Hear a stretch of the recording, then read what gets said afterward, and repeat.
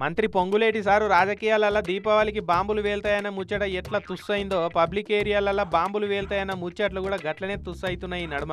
సుడరాదురి మొన్నటికి మొన్న హైదరాబాద్ ఎయిర్పోర్ట్లో రోజుకో విమానంలో బాంబులు పెట్టినామని బెదిరించిరా. ఇక ఇప్పుడు మేడ్చల్ కలెక్టరేట్లో కూడా బాంబు పెట్టినామని మెయిల్ చేసిండట ఎవడో బద్మాషోడు. మరి వాని కలెక్టరేట్ ఆఫీసులో ఎవరైనా పనిచేసి పెట్టలేదో ఏందో. మీ ఆఫీసులో బాంబు పెట్టినాం, సరిగ్గా 3:30 గొట్టంగా డబేల్మని పేలిపోతుంది, మీ ప్రాణాలు కాపాడుకోవాలంటే ఆఫీసులోకి వెళ్ళి బయట కూరుకురి, లేదంటే అందరూ మటాష్ అవుతారని మెయిల్ రాసిండట. ఇక ఆ మెయిల్ చూడంగానే పోలీసు వాళ్ళకి ఫిర్యాదు ఇచ్చిరట కలెక్టరేట్ ఆఫీస్లో పనిచేసేటోళ్ళు. ఇక పోలీసు వాళ్ళు మురక చూసే కుక్కలను పట్టుకొని ఉరుకొచ్చిరు. ఇక ఆఫీసులో కుర్చీల కింద బల్లల కింద ఏడేడ టైం బాంబు పెట్టిర్రని పోలీసు వాళ్ళు యాస్ట్ వచ్చేది ఆకలి ఎంకిరు.